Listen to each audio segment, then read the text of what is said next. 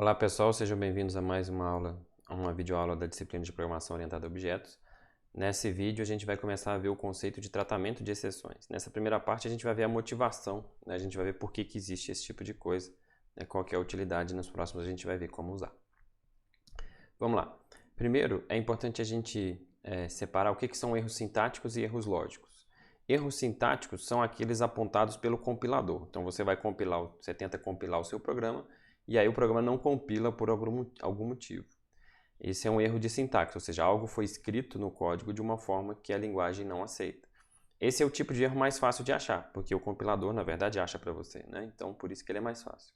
Já os erros lógicos são mais complicados de achar. São aqueles que acontecem e não tem como o compilador detectar, porque não tem como ele saber que isso é um erro. Então, os erros lógicos são os nossos conhecidos bugs aí no software. São os problemas de quando o sistema não faz o que deveria ser feito.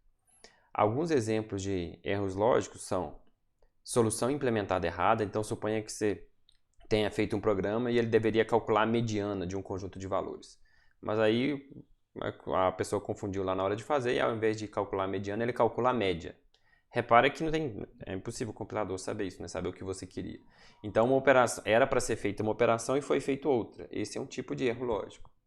Um outro tipo de erro lógico, e esse é muito comum, né, nos programas, é a gente solicitar o objeto para fazer algo que ele não possa fazer. Então, por exemplo, eu quero pegar um objeto de uma determinada coleção, de um ArrayList, por exemplo. Mas aí eu vou lá e pego o objeto, tento acessar uma posição que não existe daquela ArrayList. Então, não tem como o objeto atender. Tá? Tem 30 elementos e eu peço a posição 40. Então, esse é um erro lógico. Na verdade, meu programa não deveria estar pedindo uma posição que não existe na lista. Outro tipo de erro lógico é quando o objeto é usado de uma maneira que o programador não pensou inicialmente, então levando ao estado de objeto inconsistente. Então, às vezes, quem cria a classe imagina que a classe vai ser usada de uma certa forma, mas depois aquela classe está lá disponível, né? Todos os métodos que estão lá públicos podem ser usados. Então, a classe talvez não foi bem pensada, bem planejada, de forma a garantir que as sequências de execuções diferentes não dessem erro. Isso também pode acontecer. E a gente pode separar em dois tipos. Tem situações que são evitáveis. Então, por exemplo, o uso de referência não inicializada, ou seja, tentar chamar um método de uma variável que aponta para null. Isso, né, daria para evitar, se o programador tivesse se atentado a isso. Ou tentativa de divisão por zero, né? Você vai dividir um número por outro e a variável do denominador está zero. Isso é uma coisa que dá para a gente testar antes de fazer a divisão. Então, são situações evitáveis. Agora, tem situações que não podem ser controladas totalmente pelo programador. Então, suponha que seu programa salva um arquivo em disco, mas o HD da pessoa está cheio. E aí? Isso aí não tem como você garantir que não estará. Então, a gente tem que fazer algo para lidar com essa situação. Ou então, imagine que você está desenvolvendo um código de um navegador de internet. E aí o usuário tenta acessar uma página de web que não existe. Então, isso também está fora do seu controle. Por aí vai.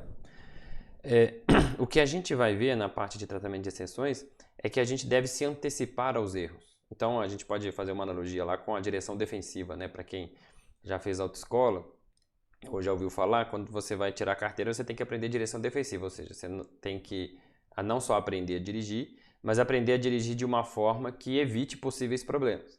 Então, o que a gente vai ver aqui é que o programador, idealmente, deve pensar que problemas podem acontecer no código e já prever o que fazer caso ocorra algum problema. Essa que é a ideia. Né? Então, vamos pegar um exemplo simples aqui e nós vamos pegar esse exemplo simples e pensar várias maneiras de tratar um possível erro, até chegar no porquê que o tratamento de exceção é útil. Bom, suponha que a gente tenha um método chamado remover_aluno, que recebe uma posição como parâmetro, e o objetivo desse método é chamar um método remove de um ArrayList de alunos daquela posição, certo? Repare que se eu deixar esse código desse jeito aqui, o que acontece se for passada uma posição que não existe aqui na lista? Então, suponha que foi passada a posição 40, mas só tem 30 alunos na lista. O que vai acontecer? É suficiente a gente considerar que o programa vai dar erro?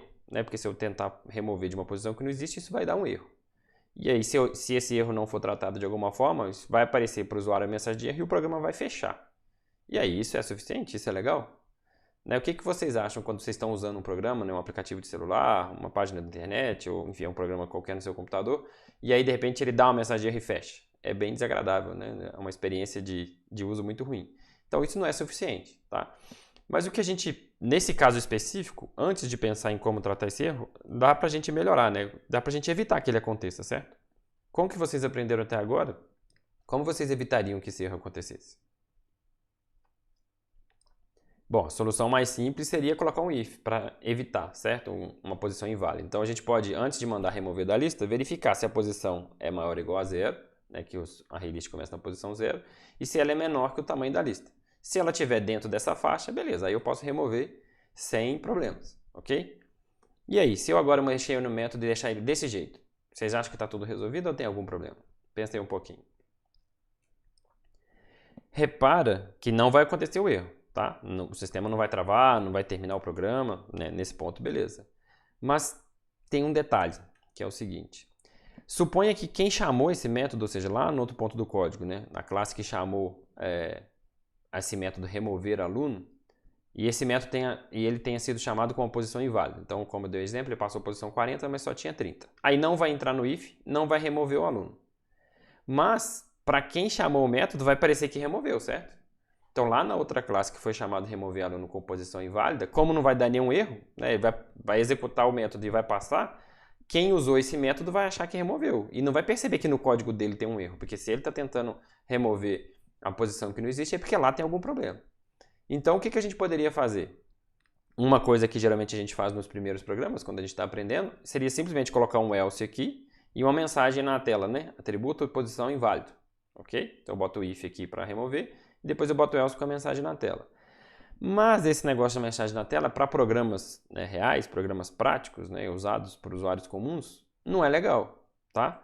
Pelo seguinte, primeiro que isso aparece para o usuário final. Né? Isso não vai resolver o problema lá na classe que chamou que está com a posição inválida. Segundo, que isso vale para programa de terminal, mas se for uma interface gráfica. Ou se for um programa que não tem ninguém nem acompanhando a execução, por exemplo, nos carros mais novos hoje em dia, né, tem um computador de bordo e não necessariamente ele está lá fazendo um monte de coisa que não necessariamente tem uma pessoa olhando. Né? O que mais a gente pode fazer? Então, ao invés de lavar as mãos, né, quem programa esse método aqui, em vez de pensar, esse é problema de quem está usando, né, o ideal, na verdade, é ele fazer o contrário, ele ajudar as classes que usam o método a perceberem que o problema está ocorrendo, certo? Como que você alteraria essa opção? Ao invés de usar esse if, remove e depois else mensagem, como que você alteraria para que quem chamou o método saiba se removeu ou não? A gente já fez isso algumas vezes, né? A gente pode colocar um if no código, certo? Está aqui no próximo slide, mas antes eu pulei um pouquinho aqui, deixa eu voltar.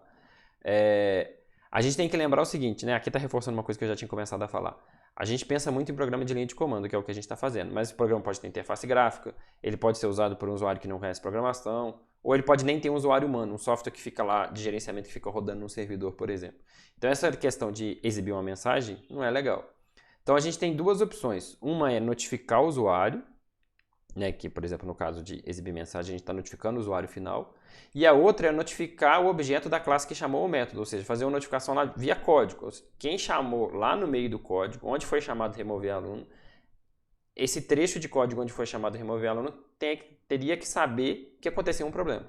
Esse é o nosso objetivo. Né? Notificar o usuário, né, a gente está acostumado com as mensagens aí com system.out no caso de terminal, e no caso de interface gráfica seriam, né, mensagens desse tipo. Eu tenho certeza que nenhum de vocês gosta de ver esse tipo de mensagem, certo? Deixar esse tipo de mensagem para o usuário final só irrita, né? Você vê que o programa não deu pau e não dá para fazer mais nada. Então não é uma opção, ok? É uma solução muito ruim. Bom, agora, como que a gente pode notificar então pelo código para a classe que chamou o método? Né? Com o que a gente aprendeu até agora, a solução mais simples seria transformar um método que antes não retornava nada em um método que retorna um booleano. Então ele retorna true, indicando que o aluno foi removido, ou ele retorna false se não foi removido. Beleza, isso resolve, né, para uma boa parte dos casos. Mas tem limitações, certo? Só antes de falar das limitações, né? Se fosse por acaso um método que retorna um objeto, então ao invés de remover o aluno, suponha que eu estivesse fazendo um get para pegar um aluno por uma posição. Aí eu retornaria um objeto aluno, se ele foi achado, ou eu retornaria null, se ele não foi achado. Então também seria uma opção, certo? Um método que retorna um booleano, ou um método que retorna um objeto, e aí indicando que se for null é porque não funcionou. Então dessa forma, a classe que chama o método poderia tratar esse retorno, tá ok?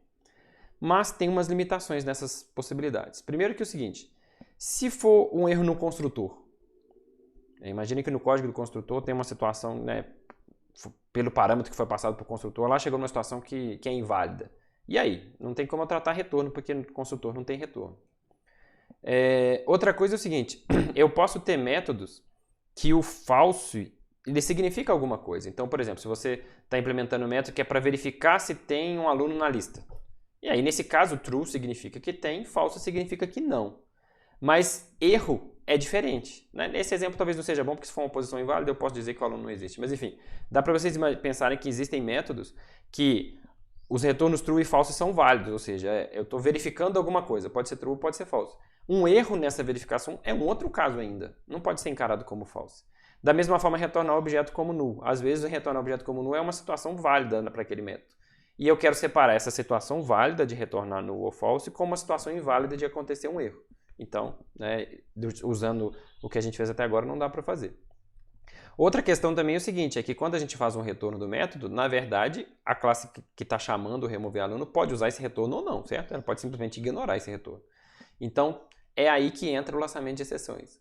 O lançamento de exceções é o que a gente faz para, ao implementar o método, por exemplo, remover aluno, a gente pode vir aqui e colocar um código que lança uma exceção. Essa exceção, a classe que chamou tem que tratar. Se ela não tratar, vai dar erro, não tem como passar batido, certo? Então, lançar uma exceção significa emitir um sinal ou um evento no código que, se não for tratado pelo objeto da classe cliente, ou seja, aquele objeto que chamou o método, o programa vai ser finalizado. Tá certo? Então é uma coisa mais pesada, vamos dizer assim. Ao invés de simplesmente retornar true ou false que quem chamou pode ignorar, quando eu lanço uma exceção, ou quem chamou trata, ou o programa fecha. Certo? Vai ficar mais claro na hora que a gente vê isso no código, mas em linhas gerais é isso. Dessa forma, o lançamento de exceções é mais eficaz para uma classe indicar para um objeto que a utiliza que não é possível atender sua solicitação. Então, se quem chamou remover aluno passar uma posição inválida, e ao invés da gente retornar false aqui, a gente lançar uma exceção, quem chamou esse método ou vai tratar, ou o erro vai acontecer e o programa vai fechar. Então, especialmente na fase de desenvolvimento do sistema lá, quando a gente vê que esse erro acontece, o programador vai lá e resolve, certo? É uma maneira mais forte de evitar um problema. E outra vantagem é que esse mecanismo de lançamento de exceções ele não depende do retorno do método, tá? Então, como ele não está ligado ao retorno, eu posso usar ele para construtores, não afeta o caso do retorno falso ser um retorno válido e por aí vai. Tá ok? Então, em resumo, esse primeiro vídeo é para a gente entender para que serve o lançamento de exceções. É quando ocorre uma situação que é um erro, né? Tem situações, né, que são mais complexas do que essa que a gente passou aqui, mas enfim, tem uma situação que ela é inválida e eu quero notificar para a classe que chamou que aquilo que aquilo precisa ser tratado, que aquilo tem alguma consequência. Tá certo? No próximo vídeo a gente vai ver então, como é que a gente faz esse lançamento de exceções na linguagem Java. Até lá!